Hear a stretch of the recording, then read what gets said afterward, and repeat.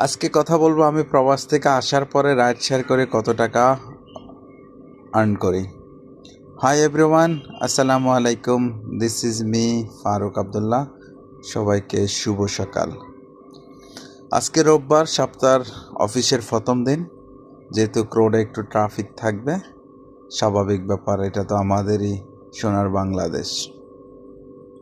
চলেন কথা বাড়াচ্ছি না, প্রথমে আমি দেখি কত টাকার ফুয়েল নেওয়া যায় এবং কত কিলোমিটার রাইড করা যায় আর কত টাকা আর্ন করি। প্রতিদিনের মতো আমি আজকে 300 টাকার ফুয়েল নিছি। ফুয়েল নেওয়ার পরে আমি যখন 300 টাকার ফুয়েল নিই তখন আমি 1500 টাকা ভাড়া মারি। এটা হলো আমার নর্মালি টার্গেট।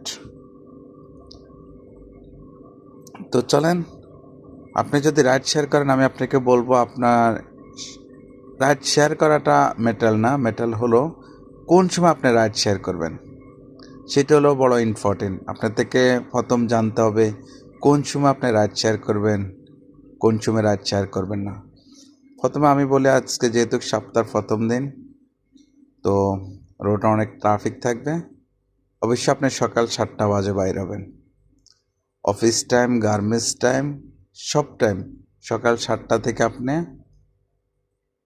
11টা পর্যন্ত ভাড়া মারতে পারেন। যেহেতু আমি চট্টগ্রাম রাইড করি, আমি 11টা ইমকিন 11:30 পর্যন্ত ভাড়া মারি। কেন? সকাল 7টা থেকে 10টা পর্যন্ত অফিস টাইম।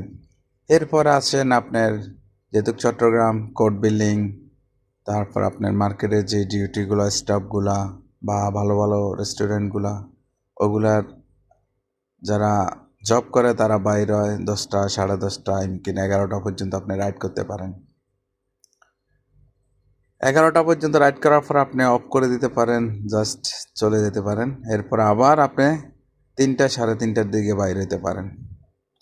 তো আজকে এ পর্যন্ত ছোট্ট একটা ভিডিও, দেখা হচ্ছে নেক্সট ভিডিওতে।